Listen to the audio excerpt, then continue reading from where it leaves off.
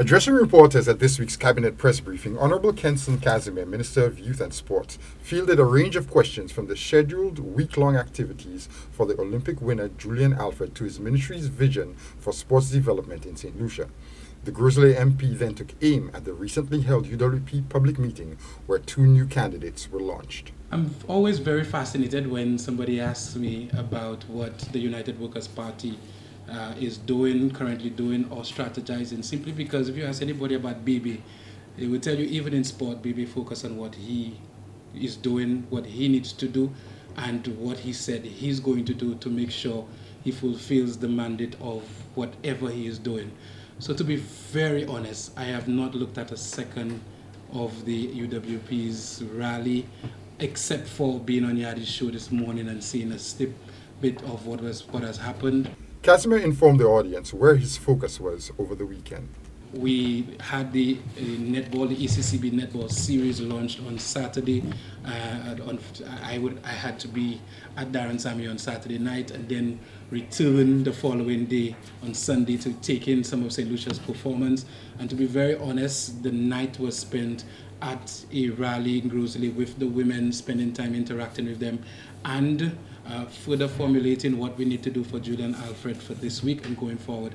I'm one of those who focus on the constituency, and I'm one of those who don't really care whether people are red or yellow or in between.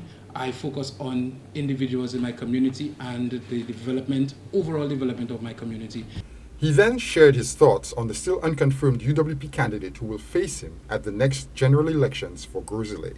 Persons ask me all the time about who's going to be running against me, and they've not heard me mention anything or say anything about anybody or post anything about anybody. Anybody who knows Baby knows he's been that way for his entire life. He's focused on what he has to do for the community, the constituency, and I dare say in only 3 years, my track record and what I've been able to accomplish is at an historic level.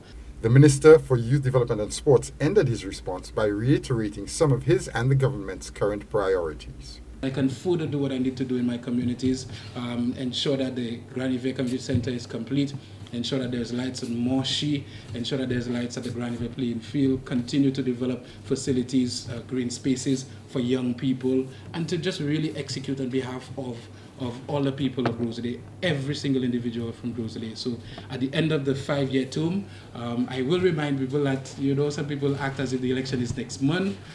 We've been in government for 3 years. There's a lot I still want to accomplish, but generally I've been focused on what I need to do for my people in my constituency, and whatever is said at rallies and what is reflected, people generally stop me and tell me, and that's how I actually find out what is going on in the other camp. But I'm focused on Gros Islet and Gros Islet and further developing as a people together. As the opposition confirmed two new candidates with plans of launching additional candidates, the Gros Islet MP remains confident in the work that his government has done over the last 3 years.